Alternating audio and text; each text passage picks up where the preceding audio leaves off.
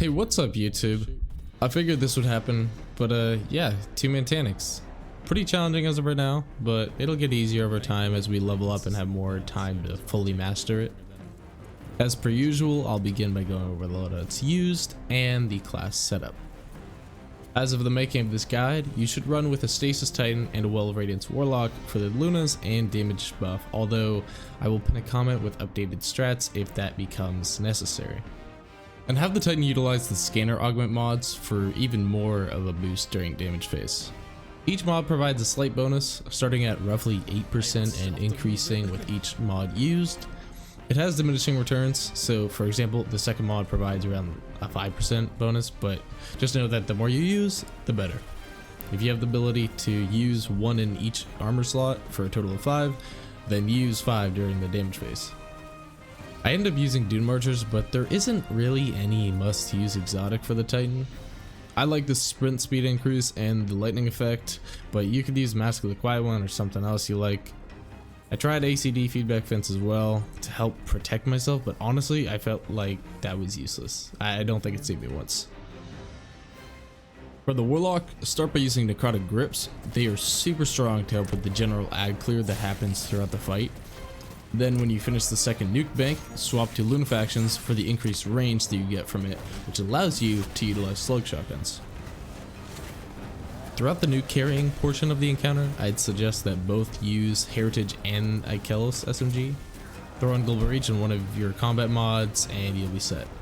With the Titan, use Tractor Cannon as your exotic heavy and use Anarchy if you're the Warlock. With this setup, you won't need to swap heavy weapons at all, which I really liked. Only your energy slot for damage phase, so you can use Devil Slugs.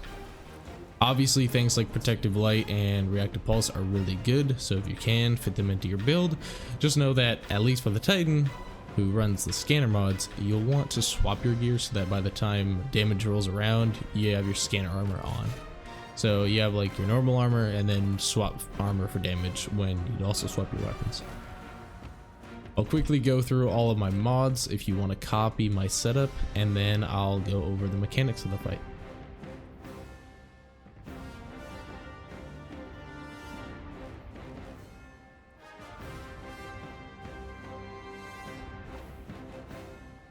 Compared to the 3-man, it has some noticeable differences.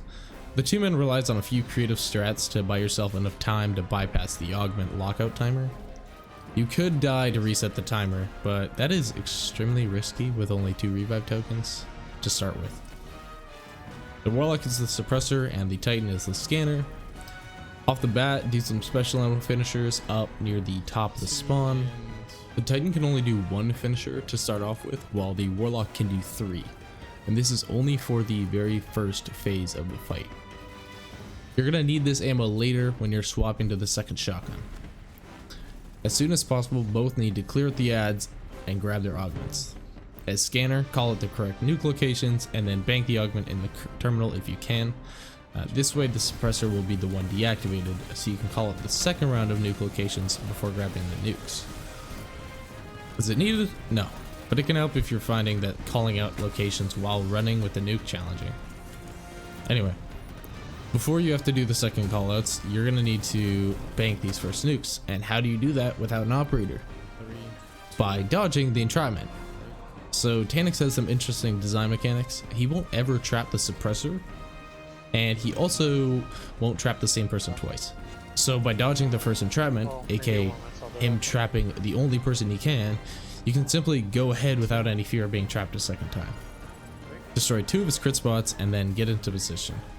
To dodge it, wait for Taniks to begin his lift up animation and then use the stasis melee to zoom out of it. On very rare occasion, Taniks will just sit there and then all of a sudden trap the Titan. I've been able to dodge it twice off of just instinct and familiarity of the timing, but this is such a rare thing that it's not even worth timing it. If need be, just re-instance if it becomes a common issue. After dodging the entrapment, boot Taniks with the tractor and then pick up the nuke and head to whichever location you called for. After banking, run back to meet your teammate and help them finish their nuke. The augment that is deactivated has to bank as soon as possible so the cooldown can begin. The Titan then needs to immediately move to intercept Taniks. With the stasis super, the Titan is able to delay Taniks by blocking his path to the next location he's headed. To do this, you can either block all the paths Taniks can take to get to his final spot, or you can place all the crystals on the position he's headed to. If you're able to keep the scanner after the first nukes, then you can quickly see where he's going by checking which nuke banks are the correct ones. For example, if you break Taniks at the spawn area for the first nukes, you can either go to the wreckage on the left or the crypt on the right for the second ones. And if you see that both the nuke banks and the crypt are glowing, then you'll know he's headed to the left. I'll keep going through the rest of the Titan steps before moving to the specifics of the Warlock job, but it isn't much different from the first phase once you do that stun. If you had a good delay, then either the scanner or suppressor won't need to wait too long to pick it up again.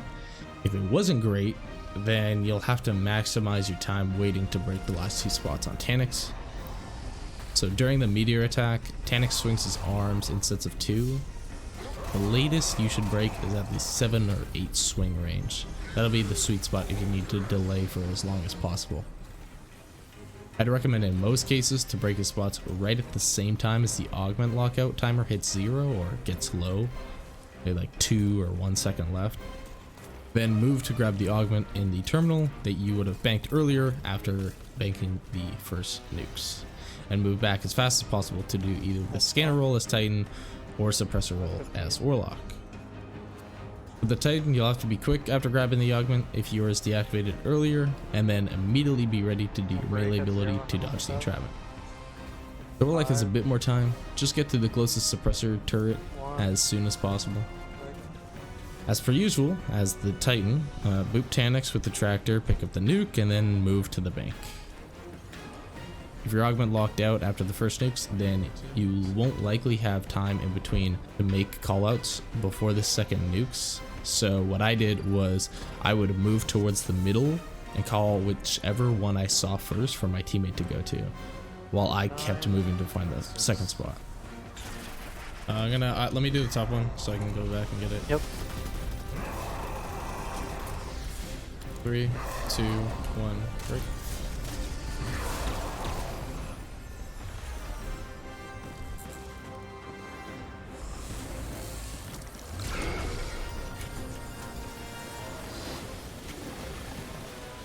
At the 6.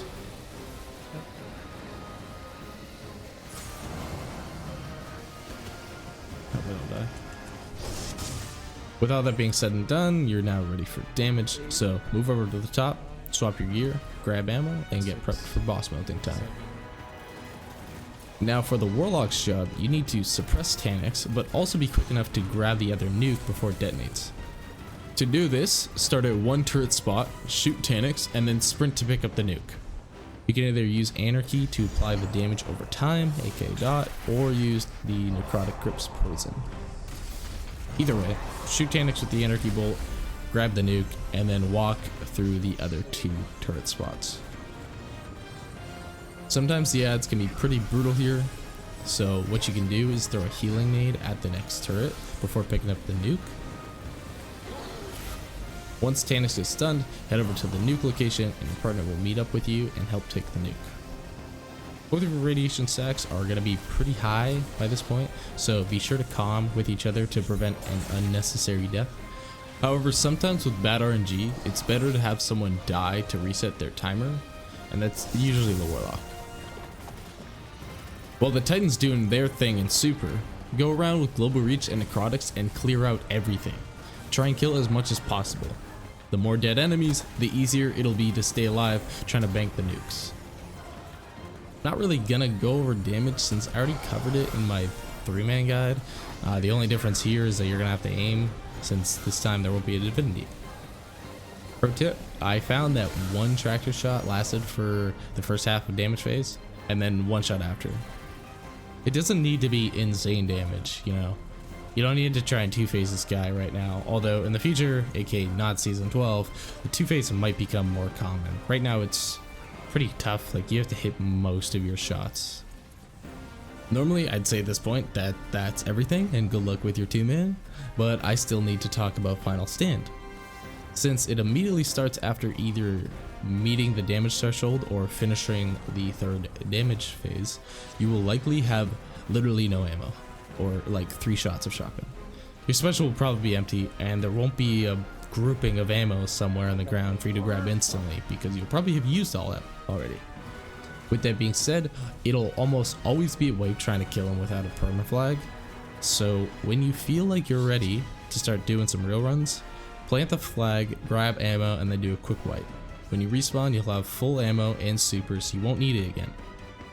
To self-plant, wait for the circle to almost entirely fill, and then shoot Taniks.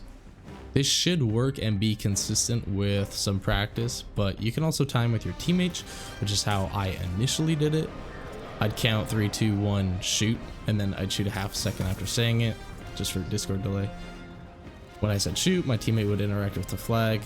We got this to the point where every time it would stay, so this method works really well too.